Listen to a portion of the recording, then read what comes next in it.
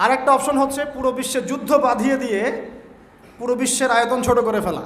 আর আমি কনফিডেন্ট আমার বক্তব্যে, এটা আমার ধারণা, আমার ইস্তেহাদও বলতে পারেন, যদিও আমি মুস্তাহিদ নই। আমার ইন্টারপ্রিটেশন, এই শব্দটা ভালো হবে, ইস্তেহাদ না বলে বলছি আমার ইন্টারপ্রিটেশন, যে অচিরেই তারা পুরো বিশ্বে একটা বড় যুদ্ধ বাঁধিয়েই ছাড়বে। দেখেন, ইনশাআল্লাহ অচিরেই তারা পুরো বিশ্বে একটা বড় যুদ্ধ না বাঁধানো পর্যন্ত থামবে না। ইরান মাঝখানে চেষ্টা করেছে আমরা সোনাতে তেল কেনা বেচা করবো, সোনা দিয়ে। ওই জন্য দেখেন ইরানের সাথে অলওয়েজ লেগে আছে, অলওয়েজ একটা ফিকশন লেগে আছে। আমি অবাক হব না যদি কয়দিন পর ইরানকে হামলা করে, আমি অবাক হব। আসসালামু আলাইকুম রহমতুল্লাহি ওয়া বারাকাতুহু। আলহামদুলিল্লাহ, আপনাদের এলাকার নাম হচ্ছে বদরগঞ্জ। হ্যাঁ, বদরগঞ্জ। বদরের যুদ্ধ কত হিজরিতে হয়েছে? বদরগঞ্জবাসীর এই খবর আছে কিনা, জানা আছে কিনা? জি বলেন। আপনারা তো জানেন, আলেমরা তো জানেন, আলেমদের কথা বলছি। জি, খ্রিস্টাব্দ না, হিজরি বলেছি। কত হিজরি? সুবহানাল্লাহ, সুবহানাল্লাহ। হ্যাঁ, গুগলে সার্চ দিয়ে বললেন নাকি? উত্তর ঠিক আছে, মাশাআল্লাহ। নবী সাল্লাল্লাহু আলাইহি ওয়াসাল্লাম নবী হয়েছেন 40 বছর বয়সে। জন্মগ্রহণের আগে বাবাকে হারিয়েছেন, তারপরে 6 বছর বয়সে মাকে হারিয়েছেন, 8 বছর বয়সে দাদাকেও হারিয়েছেন। বাবার নাম ছিল বাবা আব্দুল্লাহ, মায়ের নাম ছিল মা আমিনা, দাদার নাম ছিল দাদা আব্দুল মুত্তালিব। এরপরে তিনি মানুষ হয়েছেন চাচার পরিবারে, চাচার নাম ছিল আবু তালেব। 8 বছর বয়স থেকে নিয়ে বলা যায় 53 বছর পর্যন্ত চাচার গার্ডিয়ানশিপেই ছিলেন। সুবহানাল্লাহ। এই চাচা আবু তালেব নবী সাল্লাল্লাহু আলাইহি ওয়াসাল্লামের জন্যে এবং দিন ইসলামের জন্যে, কারণ তার ভাতিজার দিন তো তারই দিন, এমন কোনো ত্যাগ নাই যা স্বীকার করেন নাই।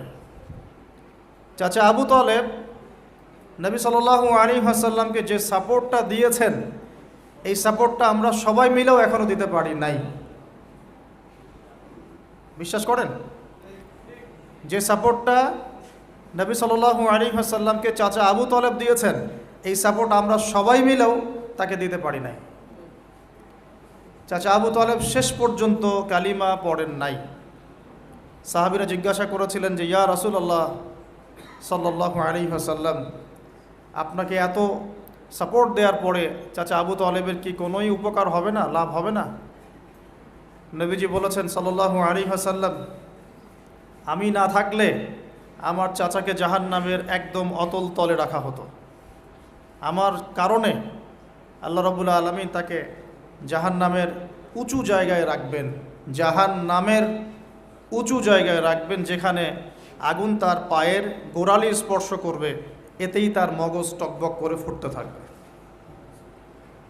আপনারা কি আমার বাংলা ভাষা বুঝতে পারছেন? এমন কোনো সাপোর্ট নাই চাচা দেন নাই। মক্কার প্রায় 13 বছর যখন দাওয়াতি কাজ করছেন নবী সাল্লাল্লাহু আলাইহি ওয়াসাল্লাম, মানুষ গালি দিচ্ছে, কেউ থুতু নিক্ষেপ করছে, কেউ নামাজরত অবস্থায় মাথার উপরে উটের নাড়ি ভুঁড়ি চাপিয়ে দিচ্ছে, কেউ বলছে এই ব্যক্তি জাদুকর, এই ব্যক্তি গণক, এই ব্যক্তি মিথ্যাবাদী, নাউজুবিল্লাহ, এই ব্যক্তি ফারিকুল জামাত বিভক্তকারী, এই ব্যক্তি মজনুন, পাগল। তাকে আগলে রেখেছেন তার চাচা। মানুষ অর্থনৈতিক বয়কট করছে, চাচা আগলে রেখেছেন। 3 বছর সমাজ থেকে বহিষ্কার করা হয়েছে, গাছের ছালপাতা খেয়ে থেকেছেন বনু হাশিম, চাচা আগলে রেখেছেন। চাচা ছোটবেলা থেকে তাকে এত মহব্বত করেছেন, তার ছেলেদেরকে নিয়ে যখন খেতে বসতেন, আমাদের নবী সাল্লাল্লাহু আলাইহি ওয়াসাল্লাম একটু লাজুক ছিলেন, তিনি শোরগোল করতেন না, চুপচাপ খেতেন। চাচা আলাদা করে একটা খাবার রেডি করে তাকে আলাদা করে ডেকে খাওয়াতো, কারণ সবার সামনে হয়তো সে বলতে পারছে না, লজ্জা পাচ্ছে, শাই ফিল করছে, বাবা নাই মানুষের সংসারে, হয় না? এটা আপনারা হয়তো সবাই বুঝবেন না, আমরা বুঝি। যারা বাবা বা মা ছাড়া বড় হয়েছে অন্যের সংসারে, তারা এগুলো বুঝতে পারে। নবী সাল্লাল্লাহু আলাইহি ওয়াসাল্লাম এতিমদের প্রতি এত রহমদিল কেন ছিলেন? কারণ তিনি তো এতিম অবস্থায় বড় হয়েছেন, তিনি তার কষ্টটা বুঝতেন। আমরা যদি এখানে যদি কেউ এতিম থাকেন, তিনি বুঝবেন এতিমের সাইকোলজি কেমন, তার চাহিদা কেমন, কষ্ট কেমন। চাচা আবু তলেব তাকে এত মহব্বত করেছেন, আমি ভাষায় প্রকাশ করতে পারব না। আর আমরা চাচা আবু তলেব সম্পর্কে অনেক সময় আলোচনা করি, কিন্তু তার চাচির কথা ভুলে যাই। তার চাচির নাম ছিল ফাতিমা। কি নাম ছিল? এই নামে তিনি তার মেয়ের নাম রেখেছেন। এই ফাতিমা, তার চাচি, নবী সাল্লাল্লাহু আলাইহি ওয়াসাল্লামকে আলাদা করে ডেকে খাওয়াতেন, মহব্বত করতেন। তিনি কিন্তু তার সন্তান না, অন্য কারো সন্তান। একজন মেয়ের পক্ষে অন্যের সন্তান মানুষ করা চারটাখানি কথা না। সতীনের সন্তানই সহ্য করতে পারে না, আর অন্য মানুষের সন্তান নিজের মতো করে মানুষ করা একটা মেয়ের পক্ষে এত সহজও না। তো এই কাজটা চাচি করেছেন। আমি একটা জায়গায় আসতে চাচ্ছি, এত কিছু করার পরেও, সমাজের মানুষের অত্যাচার, নির্যাতন সব থেকে ভাতিজাকে প্রোটেক্ট করার পরেও শেষমেশ তিনি কালিমা লা ইলাহা ইল্লাল্লাহ সাক্ষ্য দেন নাই। শেষ মুহূর্তে নবী সাল্লাল্লাহু আলাইহি ওয়াসাল্লাম বারবার বলছিলেন, হে চাচা, খালি কালিমা পড়েন, আমি আপনার জন্য আল্লাহর কাছে সুপারিশ করব। তিনি শেষ পর্যন্ত কালিমা পড়েন নাই। শেষমেশ তিনি বলেছেন যে না, আমি আব্দুল মুত্তালিবের ধর্মের উপরে থাকলাম, নাউজুবিল্লাহ। সারা জীবন সাপোর্ট দেওয়ার পরে কালিমা পড়ে মুসলিম না হওয়ার ফলশ্রুতিতে আল্লাহর নবীজি বলছেন, আল্লাহ পাক তাকে জাহান্নামের উঁচু স্থানে রাখবেন। আমরা যারা মুসলমান, মুসলিম পরিবারে জন্মগ্রহণ করেছি, আমরা বা আমাদের মধ্যে বেশিরভাগ মানুষ এখনও এই নিয়ামতের শুকরিয়া আদায় করতে পারি নাই যে আল্লাহ পাক আমাদেরকে মুসলমান পরিবারে জন্ম দিয়েছে, কালিমা পড়ার তৌফিক দিয়েছে। আমরা সহজে যা পেয়ে যাই তার মূল্য বুঝি না। আল্লাহ পাক যে আমাদেরকে, আল্লাহ পাক কি আমাকে জিজ্ঞাসা করেছিলেন যে আবু আদনান, তোমাকে মুসলিম বানাবো না অমুসলিম বানাবো? আপনাকে কি আল্লাহ পাক জিজ্ঞাসা করেছেন, হে আব্দুল্লাহ, আব্দুর রহমান, তোমাকে মুসলিম বানাবো না অমুসলিম বানাবো, তুমি কি চাও? আল্লাহ পাক আমাদেরকে জিজ্ঞাসা করেন নাই। নিজ অনুগ্রহে আল্লাহ পাক আমাদেরকে মুসলিম পরিবারে জন্ম দিয়েছেন। তো সেই মুসলিম পরিবারের মানুষ এখন কালিমা লা ইলাহা ইল্লাল্লাহের সঠিক মর্মও জানে না, তাওহীদও জানে না, শিরকও চিনে না, ইমানের রোকনগুলোও বোঝে না, ইমানের মূলনীতিও বোঝে না, ইমান ভঙ্গের কারণও বোঝে না, কোনো ক্ষেত্রে ওযু গোসলের মাসলা মাসাইলও জানে না, নামাজ পড়ার ফরজ ওয়াজিব সুন্নাত মুস্তাহাব বোঝে না, নামাজ পড়েও না। মাশাআল্লাহ, জুমার দিনে নামাজ পড়তে আসে অনেকেই, ঈদের দিনে প্রথম দেখা যায়, আর জানাজার নামাজে প্রথম দেখা যায়। আর দেখা যায় যারা এরকম নামাজ কালাম পড়ে না, তাদের জানাজা আবার 3-4 বার হয়। নামাজগুলো মনে বাকি শোধ করে পড়ে, রোজা রাখে না, জাকাত তো মাশাআল্লাহ প্রায় উঠে গেছে বললেই চলে সমাজ থেকে। বাংলাদেশের ধনিক শ্রেণীরা যদি জাকাত দিত, 10টা পদ্মা সেতু বানানো যায়। বিশ্বাস করতেছেন না? ধনীরা যদি সত্যি সত্যি জাকাত দিত, জাকাতের টাকা পদ্মা সেতুতে দেওয়া যাবে কিনা সেটাও একটা মাসালা আর কি। আমি একটা এক্সাম্পল দিলাম আর কি। জাকাতের টাকা তো ওইটা করা যাবে কিনা, এটা তো একটা মাসালা, তাই না? জাকাতের খাত তো 8টা, ইন্নামা সাদাকাতু লিল ফুকারা ওয়াল মাসাকিন ওয়াল আমিলিনা আলাইহা ওয়াল মুআল্লাফাতি কুলুব ওয়া ফির রিকাব ওয়া ফি সাবিলিল্লাহ, এরকম কয়েকটা খাত আছে। তা আমি একটা এক্সাম্পল দিলাম, যদি বাংলার মানুষ ধনিক শ্রেণী ঠিকঠাক জাকাত দিত, বিশ্বাস করেন সমাজে আপনি দরিদ্র মানুষ খুঁজে পেতেন। জাকাত ভিত্তিক অর্থনীতি চালু আপনি করতে পারবেন না, রাষ্ট্রীয়ভাবে পারবেন না। আমি ভাই খোলামেলা কথা বলার মানুষ, যদি কারো পছন্দ না হয় কিছু করার নাই, আমাকে বলতে হবে। আপনি আমার সাথে একমত হন বা না হন, অ্যাটলিস্ট শুনেন, পরে সত্য মিথ্যা আপনি যাচাই করেন, মানা না মানা আপনার বিষয়। আমি জাস্ট বলতেছি, আমি তো আপনার মসনদ দখল করতে পারবো না, আমরা তো খুবই দুর্বল। যখন উম্মার একটা সংকট চলে তখন আপনি চিনতে পারবেন কারা ইমানদার কারা মুনাফিক। ভালো অবস্থা আপনি বুঝতে পারবেন না, সব স্বাভাবিক আছে মনে করেন, এখন আপনি বুঝতে পারবেন না আসলেই কে ইমানদার কে মুনাফিক। উম্মার উপর কোনো বাধা বিপত্তি আসলে তখন বুঝতে পারবেন যে আসলেই কে ইসলামের পক্ষে আছে, কে ইসলামের বিপক্ষে আছে, আর কে ভিতরে ঢুকে ঢুকে শয়তানি করতেছে। আমাদের আলোচনার টপিক এটা না, টপিকে আসতেছি। আমি একটা কথা বলতে চাচ্ছিলাম যে আল্লাহ পাক যে আমাদেরকে জিজ্ঞাসা না করেই মুসলিম পরিবারে জন্ম দিয়েছেন, এই নেয়ামতের শুকরিয়া আমরা আদায় করতে পারবো না। যদি সারা জীবন সেজদায় পড়ে থাকি এখন থেকে নিয়ে, আমরা শুধু তাওহীদের অনুসারী হয়েছি, এই কৃতজ্ঞতাই আমরা আদায় করতে পারবো না। আমরা দিনের জন্য কিছুই করি নাই, আমাদের দ্বারা ইসলামের বড় বড় খেদমত হয়েছে এমন না। আবু তালেব একা যা করেছেন, আমার মতো 100 জন আবু তালেব তা করতে পারে নাই, পারবে না, এটাই সত্য কথা। আবু তালেব কোন অবস্থায় করেছেন? যখন চতুর্দিক থেকে আল্লাহর নবীকে সবাই ছিছি করছে, গালিগালাজ করছে, হত্যার পর্যন্ত চেষ্টা করছে। পুরো সমাজ একদিকে, আবু তালেব একাই একদিকে।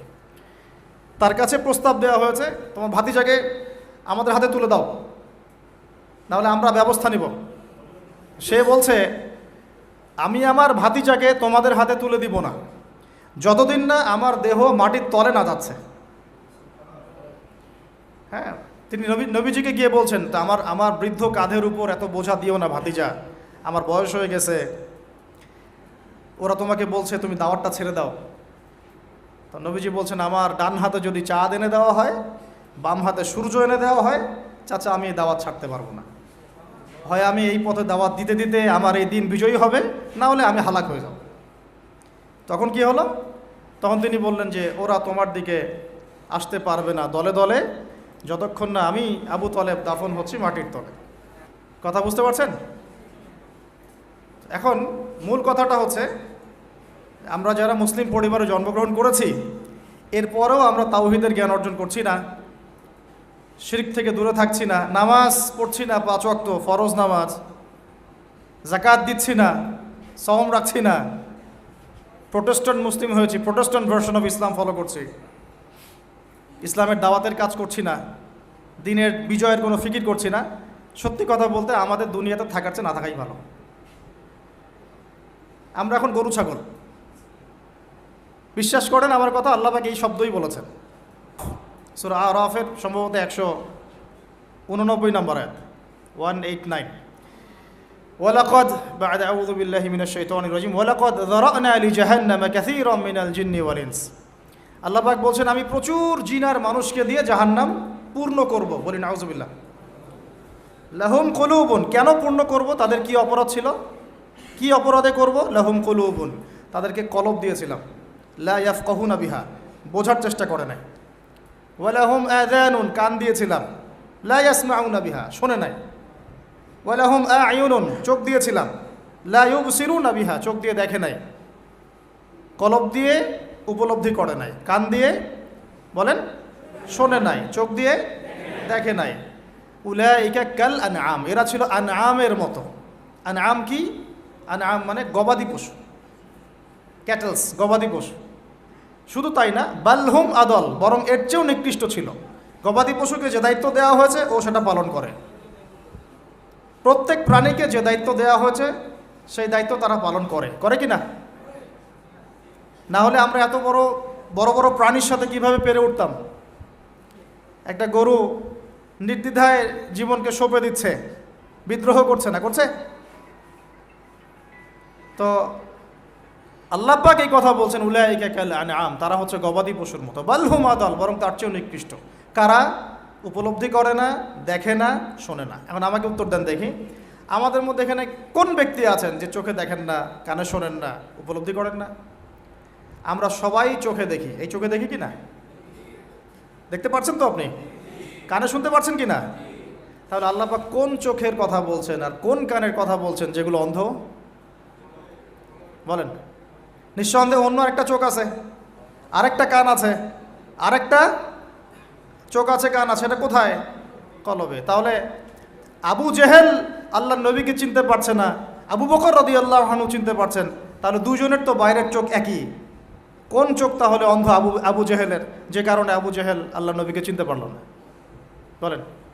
এখন বলেন, মুসলমান পরিবারে জন্ম নেওয়ার পরে আমরা যারা নামাজ পড়ি না, জাকাত দেই না, রোজা রাখি না, সামর্থ্য হয়েছে হজ করি না, জুমার দিনে আসি, ঈদের দিনে আসি, হ্যাঁ, সৎ কাজে আদেশ করি না, অসৎ কাজে নিষেধ করি না, কোরআন তেলাওয়াত করা শিখি না, রাসূলের সুন্নাহ মাফিক জীবন গড়ি না, আর অর্থনীতি রাজনীতিতে গেলাম না, ওটা গেলামই না, বাদ, ওটা তো অনেক বড় স্কেল। তাহলে আমাদের কি চোখ আসলেই আছে, কান আসলেই আছে, কলব কি আসলেই জিন্দা, না সত্যিকার অর্থে আমরা গবাদি পশু হয়ে গেছি? আত্মপর্যালোচনা করতে হয় তো। আত্মপর্যালোচনা, মোরাকাবা মানে হচ্ছে আত্মপর্যালোচনা, নিজেদেরকে নিয়ে ভাবতে হবে তো। এখন আপনি আমাকে উত্তর দেন, যেই মুসলমান নামাজ পড়ে না, রোজা রাখে না, দাওয়াতের কোনো মেহনত নাই, দিন প্রতিষ্ঠার সংগ্রাম নাই, কোরআনও তেলাওয়াত করতে জানে না, আল্লাহর পথে সদকা করে না, তাওহীদের জ্ঞান নাই, শিরকের জ্ঞান নাই, সুন্নতের জ্ঞান নাই, বেদাতের জ্ঞান নাই, ঈমান ভঙ্গের কারণ জানে না, অজু করার মাসালাও জানে না, তো এই মুসলমান সারা বিশ্বে মার খাবে না তো কারা খাবে? আমাকে বলেন, উত্তর দেন। আমার জানা নাই, আমি এগুলো বুঝি না, বুঝতে আসছি। আমি অনেক কিছুই বুঝি না, যে আমার বুঝের সাথে অনেক কিছুই মিলে না। আমার বুঝ এইটা যে মার খাবো না তো খাবে কারা, এটা আমার বুঝ। এখনও যে আমরা বসে আছি এখানে খাই নাই, সেটাই তো আল্লাহ পাকের রহমত। অনেক আগেই তো আল্লাহর গজব আসা উচিত ছিল। নামাজ তো আগেই ছেড়ে দিছো তুমি, জাকাত দাও না, রোজা রাখো না, রাসূলের সুন্নাতের কোনো খবরই নাই, প্রতিদিন ক্লিন শেভ করতেছো তুমি, বাইকে করে মেয়ে নিয়ে ঘুরতেছো, ইউনিভার্সিটিতে গোল হয়ে বসে আসো মেয়েদের সাথে, অ্যাভেলেবেল তো এগুলো হচ্ছে, অ্যাভেলেবেল। মেয়েরা জেনা করতেছে, বহু ছেলে পেলে এখন বিয়ে তো কঠিন, এই জন্য এই পথটা বেছে নেয়, এই পথটা সহজ। 5 দিন 7 দিন একটা মেয়ে কিনে ঘুরলে দেখা যায় যে ওই বিছানায় চলে যাওয়া যায়। এখন তো এই যুগ চলতেছে। আগেকার সেই যুগ নাই তো, যে চিঠি দিয়ে প্রেম করে, লম্বা প্রেম হয়, পরে বিয়ে হয়। এখন সব দৈহিক সম্পর্ক, 1 মাস একজনের পিছনে, ওটা হয়ে গেছে পরের মাসে আরেকটার পিছনে। ইউনিভার্সিটিতে জেনা আর জেনা, জেনা আর জেনা, এমনকি চাকরি ক্ষেত্রেও ফ্রি মিক্সিং, অফিস আদালত, কোর্ট কাচারি, রাজনৈতিক মিছিলে পর্যন্ত ছেলে মেয়ে একসাথে সামনে সব জায়গায়, এগুলো অধিকার। তো এই ফ্রি মিক্সিংয়ের কারণে কি হয়েছে, আমরা জেনাটাকে উন্মুক্ত করে ফেলেছি। তো এখন আপনি বলেন, যে আমাকে বুঝান, যে এইরকম অবস্থায় মুসলমানদের উপরে যদি বিপর্যয় না আসে, কোন সময় আসবে? আসে নাই, আল্লাহ পাকের খাস রহমত। হয়তো আল্লাহ পাক এখন পর্যন্ত সুযোগ দিয়ে রেখেছে। উপলব্ধি যে সবাই করে না এমনও না, বহু মানুষ উপলব্ধি করে, কিন্তু তাদের সংখ্যা নিতান্তই কম। আর তাদের মধ্যে আবার বিভক্তি আছে, অনৈক্য আছে, আপোষে হিংসা বিদ্বেষ পরশ্রীঘাতরতা আছে, তারা আবার ইউনাইটেড না। তো বদরগঞ্জবাসীর জানা উচিত যে বদরের যুদ্ধ হয়েছে 2য় হিজরিতে। কত হিজরি? 2য় হিজরিতে। আল্লাহ নবী সাল্লাল্লাহু আলাইহি ওয়াসাল্লাম এই চাচার সংসারে মানুষ হয়েছেন প্রায় 53 বছর পর্যন্ত। এই চাচাই তাকে বিয়ে দিয়েছেন 25 বছর বয়সে। তার আগে চাচার ব্যবসা তিনি সামলেছেন। ওই ব্যবসার এক কাফেলা খাদিজা রাদিয়াল্লাহু আনহার অর্থ ছিল। এই ব্যবসা দিয়ে তাকে টেস্ট করলেন, দেখলেন আমানতদার, সুদর্শন, মাশাআল্লাহ উন্নত চরিত্রের মানুষ, উন্নত রুচিবোধের মানুষ, আল আমিন, বিশ্বস্ত।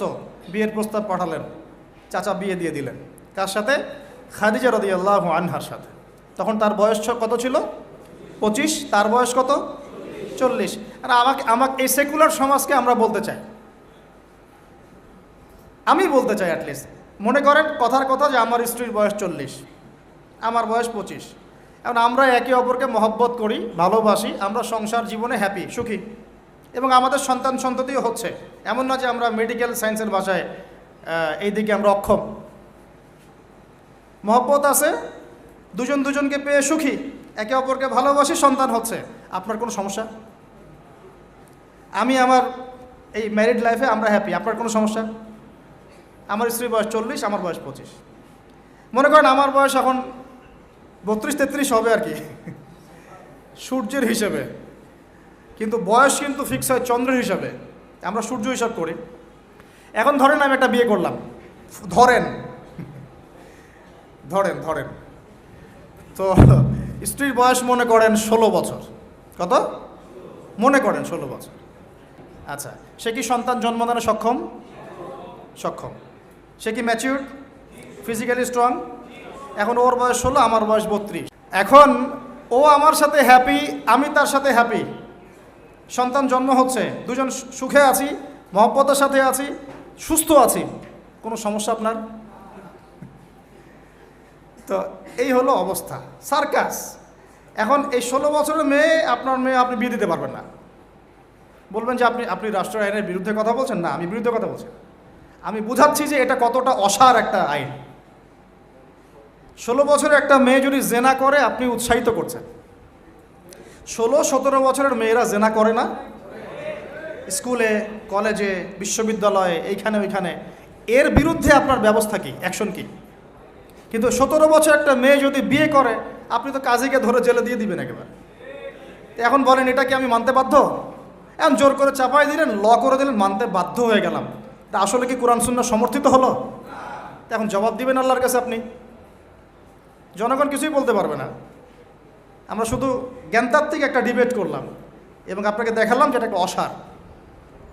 তারপরেও যেটা হয়েছে হোক, অ্যাটলিস্ট বিয়েটা সহজ করলে ভালো হতো। বিয়েটা কঠিন হয়ে গেছে, এই জন্য এটা জেনার রাস্তা বেছে নেয়। তো আমরা জেনাকে উস্কে দিচ্ছি। আরে ভাই, 16-17 বছর তো দূরের কথা, এখন 13-14 বছরের মেয়েরাই দেখবেন ঠিক নাই। আপনি মনে করেন এখনকার স্কুল কলেজের মেয়েগুলো খুব দুধে ধোয়া তুলসী পাতা? যখন 15 বছর আগে যে যুগটা ছিল, 20 বছর আগে, আর এখন তো আর অনেক আপডেটেড। এখন ওরা ওইসবে বিশ্বাসী না।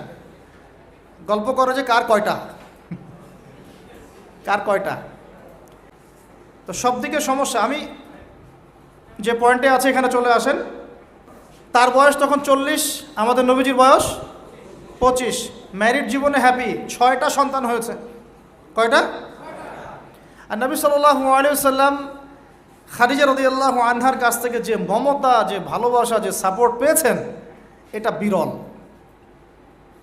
এই যুগে এমন মেয়ে পাওয়া হয়তো বা সম্ভব না, কারণ এই যুগে তো আমরাও সাহাবীদের মতো না।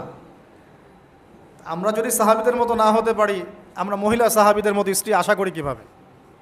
মাশাআল্লাহ। এখন নবী সাল্লাল্লাহু আলাইহি ওয়াসাল্লামের কাছে সমাজের জাহিলিয়াত ভালো লাগে না।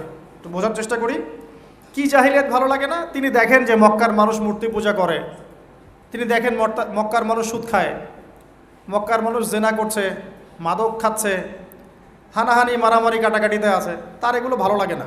তিনি এখান থেকে সরে যান, দূরে দূরে থাকেন, দূরে দূরে থাকেন। হেরা পাহাড় আছে, হেরা গুহা, ওই পর্বতের গুহায় তিনি একা একা নির্জনতা অবলম্বন করেন। কারণ যখন আপনি একটা ভালো রাস্তায় থাকবেন, সমাজের অন্যান্য খারাপ বিষয়গুলো আপনার পছন্দ হবে না, নিচে থেকে ভালো লাগবে না। এই যে আপনি আমি যতটুকু ইমানদার, পাশে কনসার্টের গান কানে আসলে আপনার খারাপ লাগে না? লাগে তো, আপনি বুঝতে পারেন না? চোখের মধ্যে খারাপ কিছু পড়ে গেলে আপনার খারাপ লাগে, মনে হয় যেখান থেকে চলে যেতে পারলেই বাঁচি। আপনি বাসে যাচ্ছেন, দেখলেন যে ড্রাইভার গান ছেড়ে দিল, দিদি তেরা দেবার দিওয়ানা, আর বাসে কেন জানি এইসব গানই বাজে। আমরাই নাকি ভাষার জন্য আবার যুদ্ধ করেছি, লজ্জা আমাদের। আমরাই নাকি ভাষার জন্য রক্ত দিয়েছি, কিন্তু আমাদের সব কেন জানি হিন্দি সংস্কৃতি। হ্যাঁ, তো কত বড় ভণ্ডামি আমাদের মধ্যে আছে দেখেন। ভাষার জন্য আমরা লড়াই করেছি, জীবন দিয়েছি, গর্বের, এটা অবশ্যই আমাদের জন্য গর্বের। কিন্তু আমাদের ঘরে ঘরে এখন হিন্দি কেন? ঘরে ঘরে হিন্দি কেন? তাহলে আমরা কি এটা কি দিবস পালন করার বিষয়, না আদর্শ লালন করার বিষয়? কোর্ট কাচারি, অফিস আদালত, সব কিছুর ভাষা হচ্ছে ইংরেজি, ওখানে বাংলা চলে না কেন? আমরা কি ইংরেজির জন্য যুদ্ধ করেছি? এই উপমহাদেশ 200 বছর শাসন করেছে ব্রিটিশরা, তারপর আমাদের বাপদাদারা যুদ্ধ করে ওদেরকে এখান থেকে তাড়িয়ে দিয়েছে। কিন্তু ওরা চলে গেলেও ওদের কোনো সুন্নত নিয়ে যায় নাই, ওদের সব সুন্নত দিয়ে গেছে। কোর্ট কাচারির সুন্নত দিয়ে গেছে, অর্থনৈতিক ব্যাংকিং সুন্নত দিয়ে গেছে, রাজনৈতিক সুন্নত দিয়ে গেছে, এমনকি পোশাক আশাকের সুন্নতও দিয়ে গেছে। এমনকি বাথরুমের টয়লেট ওইটাও দিয়ে গেছে। সবখানে এখন হাই কমোড, ব্রিটিশ ইংলিশ। তো ওরা কি আসলেই চলে গেছে? আর আমরা কি আসলেই স্বাধীন?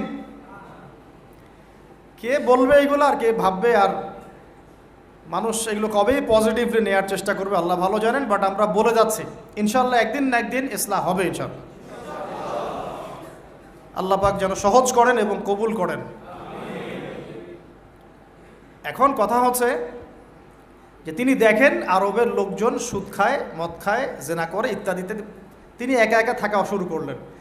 একা থাকতে থাকতে ওই সময় তিনি যেভাবে ইবাদত করতে পারতেন সেভাবে ইবাদত করেছেন। কারণ আগেও ইবাদতের কিছু সিস্টেম ছিল। কারণ আরবের মানুষরা দাবি করতো তারা হচ্ছে মিল্লাতে ইব্রাহিমের উপর আছে, বিকৃত, কিন্তু ওরা মনে করতো আমরা ইব্রাহিমের ধর্মের উপরেই আছি।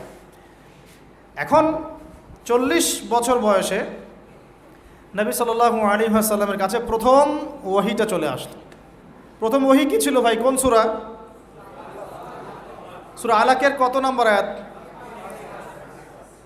প্রথম আয়াতটা, প্রথম ওহীটা কি সংক্রান্ত ছিল? নামাজ পড়ো, রোজা রাখো, হজ করো, যাকাত দাও, মূর্তি পূজা করো না।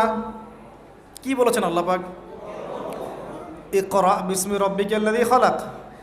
হে নবী, কথাটা বুঝুন। হে নবী মুহাম্মদ সাল্লাল্লাহু আলাইহি ওয়াসাল্লাম, আপনি যেগুলো দেখে ব্যথিত, যে সমাজটার এই যে জাহেলিয়াত আপনি দূর করতে চান, যাদেরকে নিয়ে আপনি চিন্তাগ্রস্ত, আপনার কাছে ভালো লাগে না এই জাহিলিয়াতগুলো, এগুলোকে দূর করতে হলে আগে পড়াশোনা করতে হবে, জ্ঞান লাগবে। আগে কি লাগবে? ওই জায়গায় মুসলমানরা পিছিয়ে পড়ার কারণে আজকে এই অবস্থা হচ্ছে। দুজনের বুঝে আসছে, দুজন ঠিক বলছে। ওই ইকরা বিসমি রাব্বিকাল্লাযী খালাক, এই পড়াশোনা থেকে আমরা পিছিয়ে পড়েছি বলেই আমাদের আজকে এই অবস্থা হচ্ছে। বলছেন, এখন বলবেন যে আমরা তো পড়াশোনা করছি, সাক্ষরতার হার তো আমাদের 80, 67, 77 এরকম আর কি। তো সত্যিই কি পড়ছি? ইকরা বিসমি রাব্বিকাল্লাযী খালাক অর্থ হচ্ছে পড়ুন আপনার রবের নামে, যিনি আপনাকে, যেই জ্ঞান আপনাকে আপনার স্রষ্টার দিকে নিয়ে যাবে সেটাই তো জ্ঞান। আর এখনকার আমাদের জ্ঞানগুলো কি সত্যি আমাদেরকে আল্লাহর দিকে নিয়ে যাচ্ছে নাকি আল্লাহ থেকে দূরে সরাচ্ছে? তাহলে বোঝেন। এখন আপনি যদি বলেন যে তাহলে কি আপনি শুধু মাদ্রাসা শিক্ষাকেই সমর্থন করছেন, জেনারেল শিক্ষা সমর্থন করছেন না? আমি বলবো না, আমি নিজেও জেনারেল শিক্ষিত একজন মানুষ। আমরা অনার্স মাস্টার্স করেছি এবং আমরা কখনো সেকেন্ড হয়নি আলহামদুলিল্লাহ, কয়েকবার ছাড়া। তো আমরাও জানি ব্যাপারগুলো কি। আমরা জেনারেল শিক্ষার উপকারী শিক্ষাগুলোকে সমর্থন করি, কিন্তু কোরআন এবং সুন্নাহ ইসলামের মূল শিক্ষাটাকে বাদ দিয়ে এই জেনারেল শিক্ষা আমার কোনো উপকার করবে না। আবার একই সাথে কোরআন এবং হাদিস এই দুটাতে দক্ষ হয়েও যদি আমরা বর্তমান বিশ্বের উপকারী জ্ঞানগুলো অর্জন করতে ব্যর্থ হই, তখন কোরআন সুন্নাহকে হাতে নিয়েও এই বিশ্বকে চ্যালেঞ্জ করতে পারবো না। তাহলে দরকার কি? সমন্বয়। এই সমন্বয় হওয়া উচিত ছিল আজকে থেকে 50 বছর আগেই। এখন আমাদেরকে এগুলো নিয়ে কথা বলতে হচ্ছে, এটাই দুঃখজনক। যেখানে শিক্ষা প্রতিষ্ঠান আছে, রাষ্ট্রীয় নিয়ন্ত্রণাধীন প্রতিষ্ঠানে হয়তো আপনি ইন্টারফেয়ার করতে পারবেন না, কিন্তু ব্যক্তিগত উদ্যোগে যত শিক্ষা প্রতিষ্ঠান আছে এগুলোতে ইসলামিক শিক্ষা এবং জেনারেল শিক্ষা দুটাকে সমন্বয় করার চেষ্টা করেন। আল্লাহ পাক তৌফিক দান করুন। দেখবেন আগামী 10 বছরের মধ্যে একটা আলোকিত প্রজন্ম গড়ে উঠবে ইনশাআল্লাহ। আমার ছেলে বাংলা, ইংরেজি, অঙ্ক সব শিখবে, এদিকে হাফেজে কোরআন হবে, আরবি ভাষা শিখবে, আরবি ব্যাকরণ শিখবে, হাদিসের ইবারত পড়ার যোগ্যতা অর্জন করবে, মোতাআলা করবে।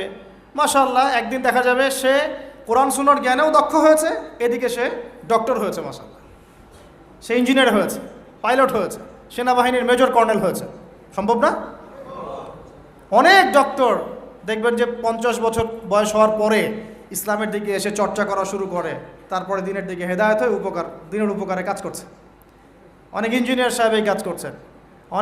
অনেক আর্মি অফিসার, র্যাবের, পুলিশের, বিজিবি, তারা দেখবেন যখন রিটায়ার্ড করে বা যখন মানে সিনিয়র হয় তখন গিয়ে চর্চা করা শুরু করে, এবং তখন তারা আবার দিনের জন্য অনেক কিছু করতেও চায়, করেও, অনেকে করে না। তারা কি অমুসলিম নাকি? তারা তো আমাদেরই ভাই, আমাদের ভাই না?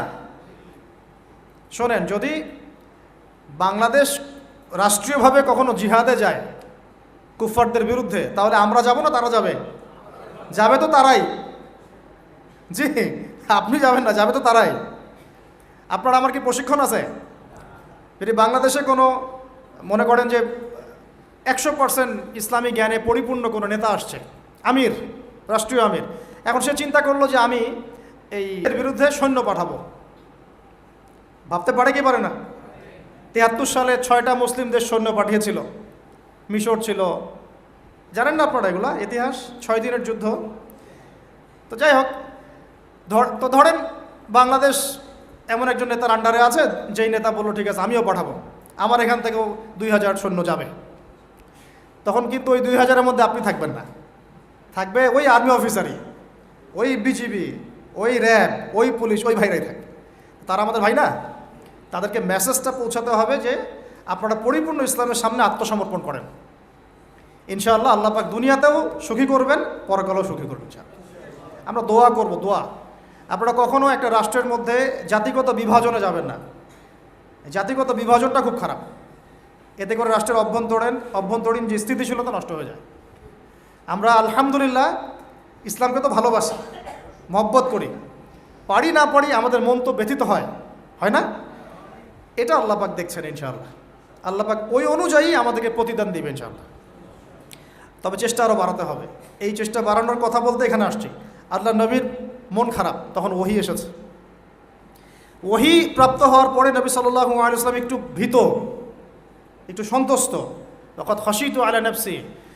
বাংলাদেশে যত সিরাতের বই আছে না, তার 80% সিরাতের বই আপনি পাবেন যে ওই সময় নবী সাল্লাল্লাহু আলাইহি ওয়াসাল্লাম এতটা ভীত সন্ত্রস্ত হয়ে গিয়েছিলেন, কয়েকবার তিনি চিন্তা করেছেন যে আমি পাহাড়ের উপর উঠে নিজেকে শেষ করে ফেলবো।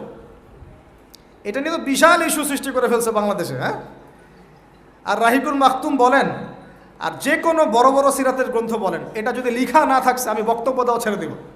বাসায় গিয়ে দেখেন, চেক করেন, রাইটাররা লিখেছেন। এটা আমাদের কথা না। কয়েকবার তিনি পাহাড়ের উপর উঠে চিন্তা করেছেন যে আমি যা দেখলাম, ফেরেশতা এসেছে আমাকে জড়িয়ে ধরেছে, আমাকে বলছে পড়ুন, আসলে ব্যাপারটা কি, আমি কি মানে সঠিক আছি না ভুল হচ্ছে। মানসিক একটা পেরেশানির মধ্যে তিনি ছিলেন। তখন কয়েকবার নিজেকে শেষ করে ফেলার চেষ্টাও করেছেন।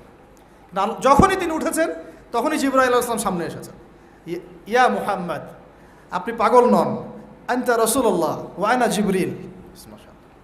হে মুহাম্মদ, আপনি পাগল নন, আপনি হচ্ছেন আল্লাহর মনোনীত রাসূল, আর আমি জিবরাইল।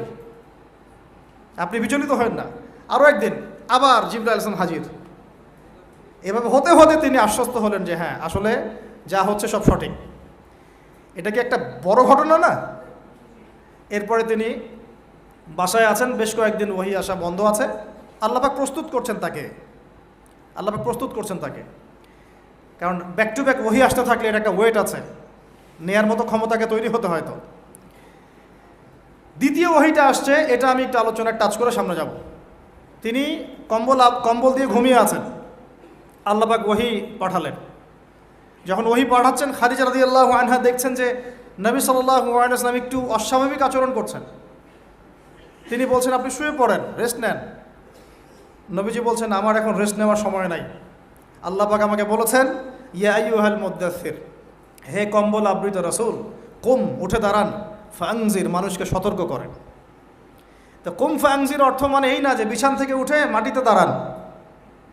মানে হচ্ছে আপনার কাছে যা আসছে এটা সত্য, এটা দ্বীনে হক, আল্লাহর পক্ষ থেকে আসছে।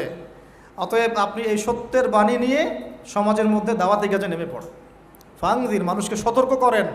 ও রব্বাকা ফাকাব্বির, আপনার রবের তাকবীর পাঠ করেন। ও সিয়াবাকা ফাতাহহির, আপনার কাপড় পরিচ্ছন্ন রাখেন। কাপড় মানে শুধু বাইরের পোশাক না, ভিতরের হৃদয়ের পোশাকটাও। ও রুজজা ফাহজুর, যত অনর্থক বিষয় আছে ছেড়ে দেন।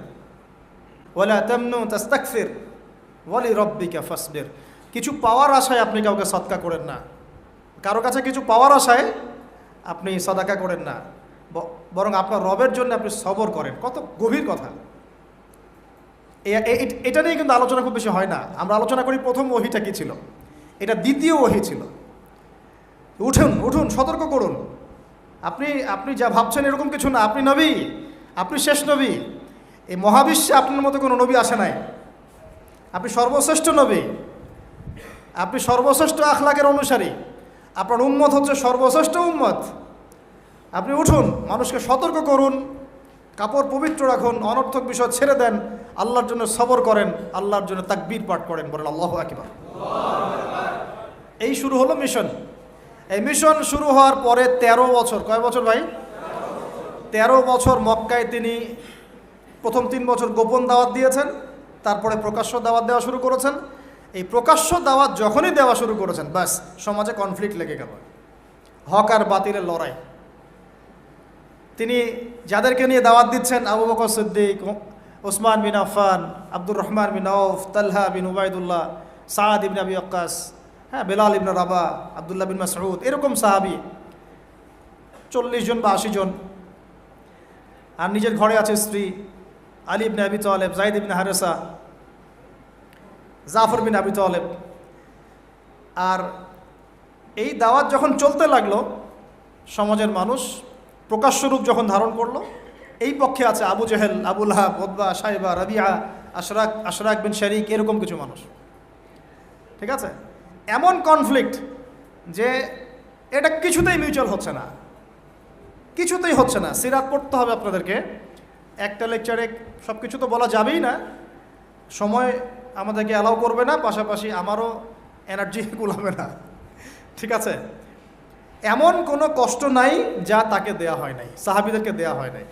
অর্থনৈতিক বয়কট, উত্তরাধিকার থেকে বঞ্চিত করা, বাড়ির থেকে পিটিয়ে বের করে দেয়া, হ্যাঁ, উল্টা ঝুলায় লটকায় রাখা, আমাদের রিমান্ডগুলোর মতো, শারীরিক নির্যাতন, মানসিক কষ্ট তো আছেই, এটা তো মানসিক কষ্ট তো আছেই, বলার তো আর অপেক্ষা রাখে না।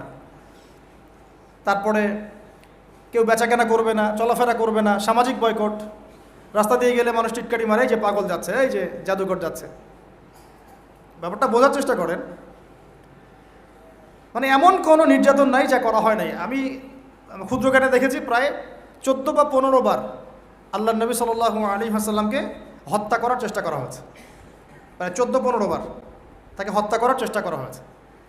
আর তাকে সারা জীবনে প্রায় এরকম 15-16টা গালি খেতে হয়েছে, সারা জীবনে। কাকে খেতে হয়েছে? যে মানুষের আগেও কোনো গুনাহ নাই, পরেও কোনো গুনাহ নাই, যিনি সব কষ্ট করছেন শুধু উম্মতের জন্যে, কারণ তিনি তো মাকামে মাহমুদে যাবেন, জান্নাতুল ফিরদাউসুল আলায় যাবেন। তার কি নিজের জন্য এই কাজগুলো করা?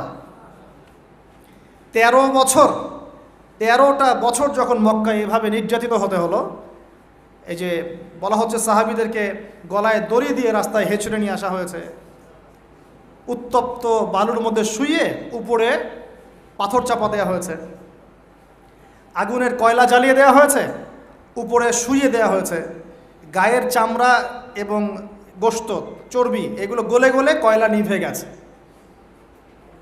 আমরা কি একটু ইমাজিন করতে পারি কিনা? আপনারা তো ফেসবুকে ঢুকলে চিত্রগুলো দেখছেন, বাচ্চাকে নিয়ে দৌড়াচ্ছে, বোনদের অবস্থা, ভাইদের অবস্থা।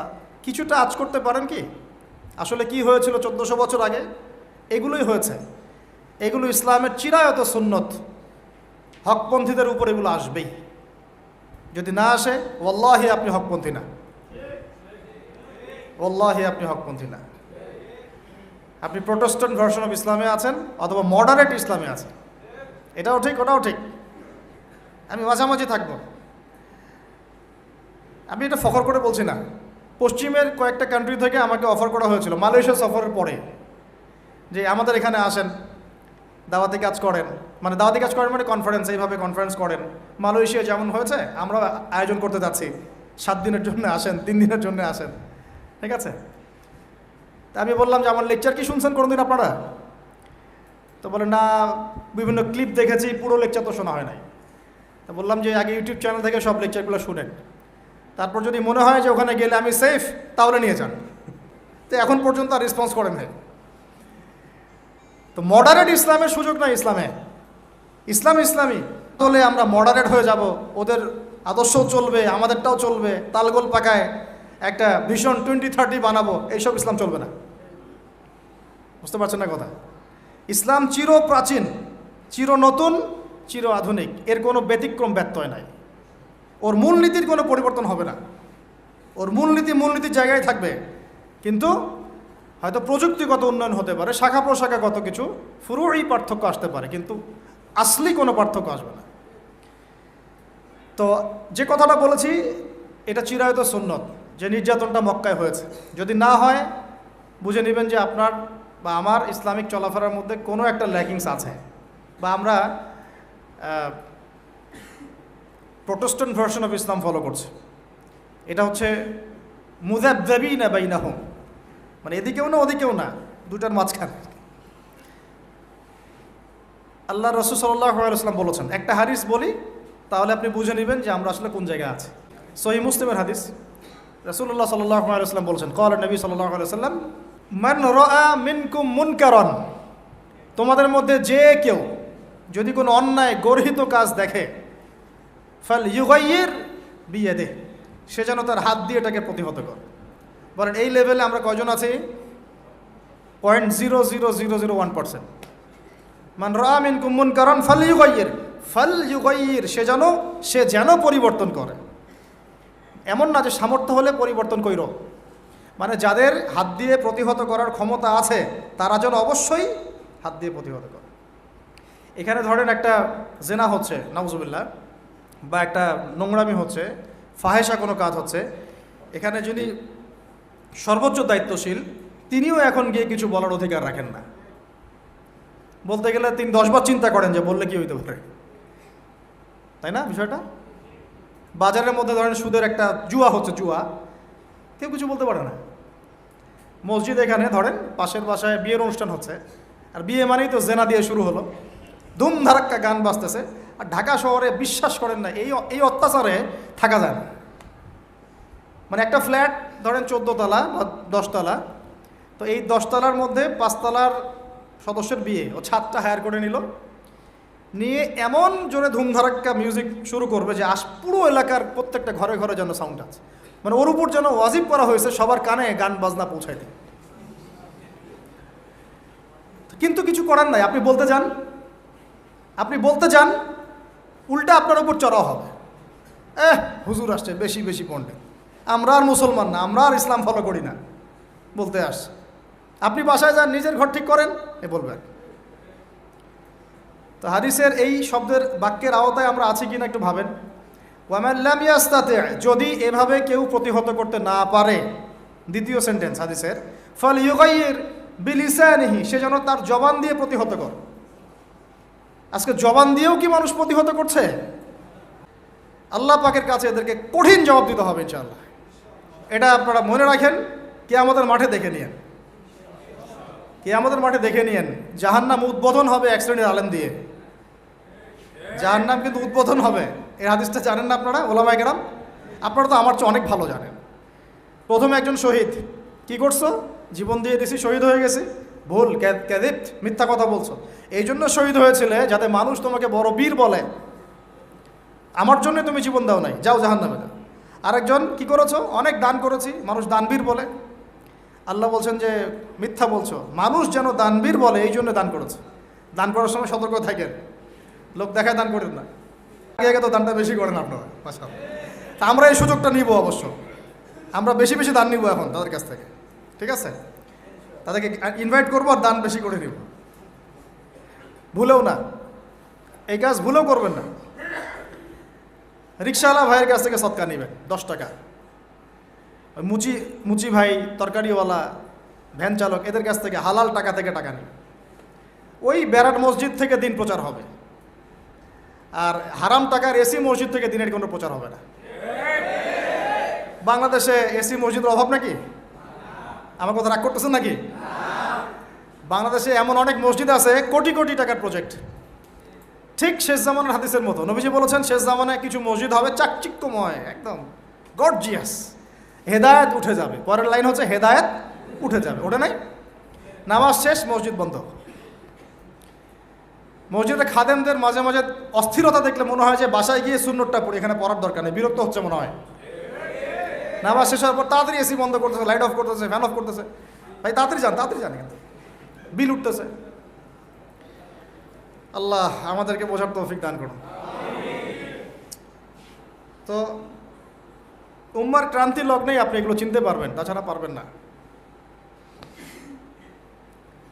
আল্লাহ নবী বলছেন, যদি তোমরা হাত দিয়ে প্রতিহত করতে না পারো, যেটা সামর্থ্য আপনার নাই, মুখ দিয়ে যেন প্রতিবাদ করে। এখন এই জায়গায় আমাদের ইমান টিকে আছে না নাই? এইসব ইস্যুতে যাদের লিখার ক্ষমতা আছে তাদের উপর লিখা ওয়াজিব, যাদের বলার ক্ষমতা আছে তাদের উপর বলা ওয়াজিব, যাদের আরও বড় কোনো সহায়তা পাঠানোর সুযোগ আছে না এটা পাঠানো তাদের জন্য ওয়াজিব, যাদের রাষ্ট্রীয়ভাবে কিছু করার ক্ষমতা আছে ওইটা করা তার উপর ওয়াজিব, আর যার এসব কোনো কিছুই করার ক্ষমতা নাই তার উপর দোয়া করা ওয়াজিব। আমাদের কি দোয়া করার ক্ষমতা নাই?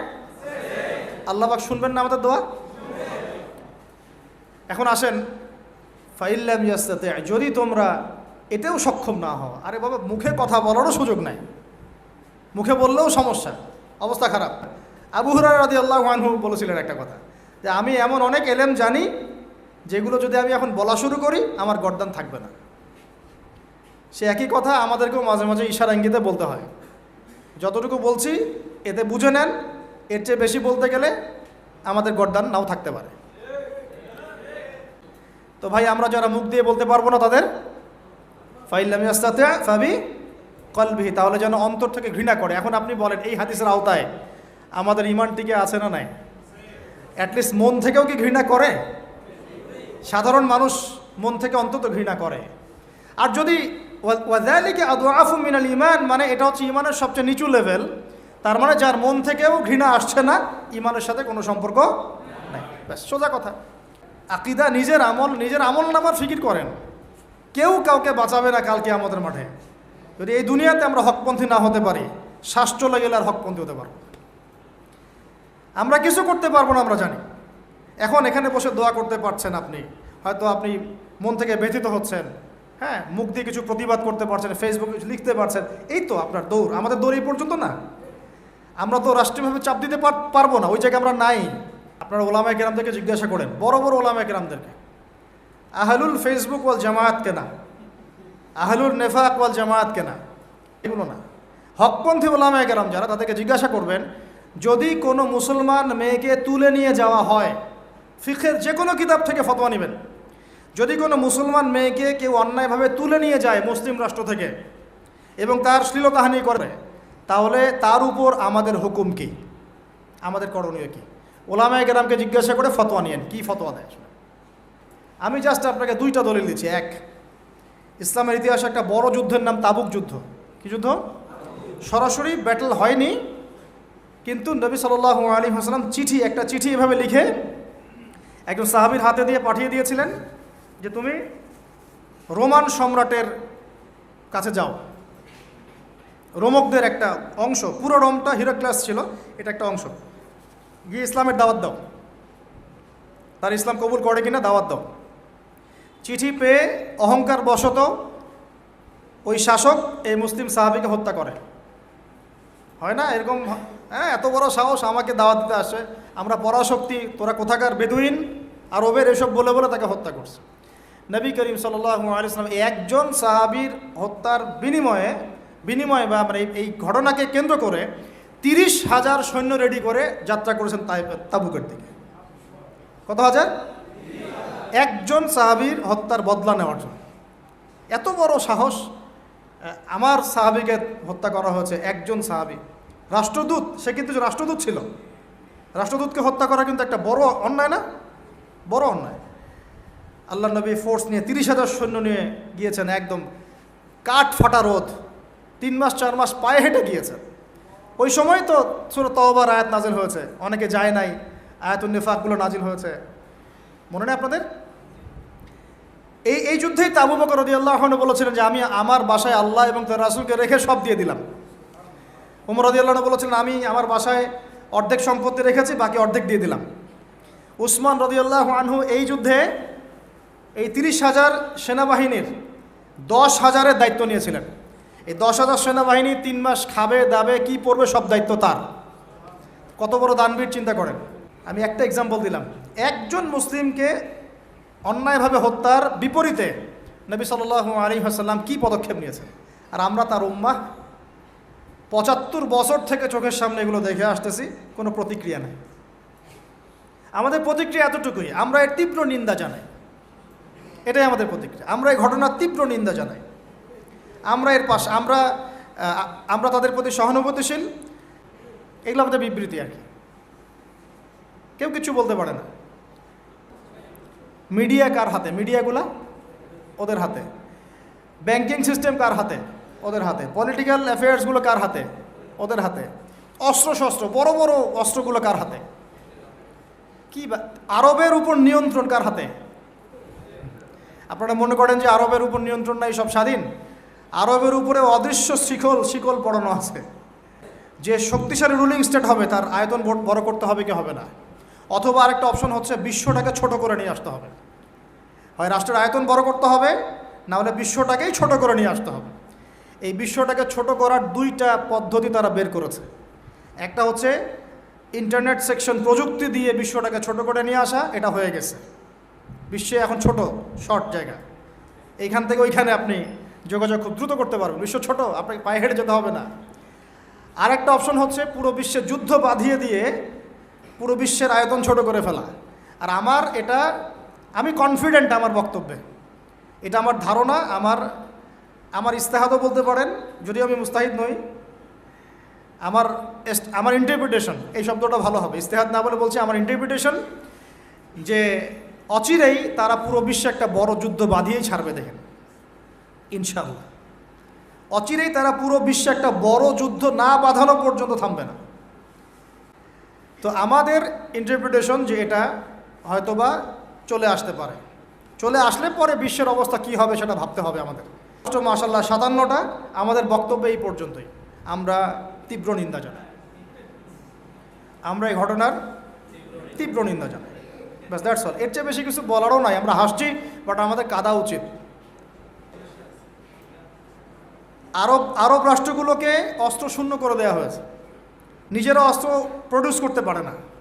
এরা তেল দেয়, তেল দিয়ে কিছু ডলার পায়, ওই ডলার দিয়ে আবার ওর কাছেই অস্ত্র কিনে। আপনারা একটু বোঝার চেষ্টা করেন। যখন আমরা এগুলো পড়ছিলাম ইউনিভার্সিটিতে, তখন এগুলো বুঝতাম না। ইউনিভার্সিটিতে আমরা এগুলো ঝরঝরা করে মুখস্থ করেছি, বিশ্বাস করেন। এই যে ওদের অ্যালায়েন্স, পলিটিক্যাল অ্যাফেয়ার্স, এইটা ওইটা, এগুলো মুখস্থ আমাদের, কোনটা কোন সাল কী ছিল, এখনই বরং ভুলে গেছে। কিন্তু ইসলামের সাথে যখন এটা মেলানো শুরু করলাম, তখন দেখলাম যে বাপরে বাপ, গভীরে তো অনেক কথা আছে, এর শেকড় তো অনেক গভীর। মানে বিষয়টা বোঝেন যে আমি তেল বিক্রি করব শুধুমাত্র ডলারে, অন্য কোনো কারেন্সিতে না। মানে ধরেন যে এই ব্রিফকেস ভর্তি টাকা আছে, কি আছে ভাই, এটাতে ধরেন যে 1 কোটি টাকা আছে, আর আমি গেলাম আবুধাবিতে। কোথায়? আবুধাবি। তো গিয়ে বললাম যে শেখ, এই যেখানে এই ব্রিফকেসে 1 কোটি টাকা আছে, নট ডলার, টাকা, আমাকে 5 লিটার তেল দেওয়া যায়? জীবন আমাকে তেল দিবে না। এই বক্সটা আমি নিয়ে গেলাম টাকার জায়গায় ডলার দিয়ে, শেখ আমার কাছে ডলার আছে 1 ব্রিফকেস, আমাকে কি এখন তেল দেওয়া যায়? অবশ্যই। কুল্লু খালাস, আসেন। অবশ্যই, ইয়া হাবিবি কুল্লু খালাস, আসেন তেল নিয়ে যান। হাবিবি বলবে তখন, আসেন তেল নিয়ে যান। এই যে শুধুমাত্র ডলার দিয়ে তেল কেনা বেচা করার চুক্তি, এর নাম হলো পেট্রো ডলার মনিটরি সিস্টেম। আপনি ডলার ছাড়া অন্য কোনো কিছুতে তেল কিনতে পারবেন না। যে আমরা অন্য কারেন্সিতে তেল কেনা বেচা করব। ইরান মাঝখানে চেষ্টা করেছে আমরা সোনা দিয়ে তেল কেনা বেচা করবো, সোনা দিয়ে।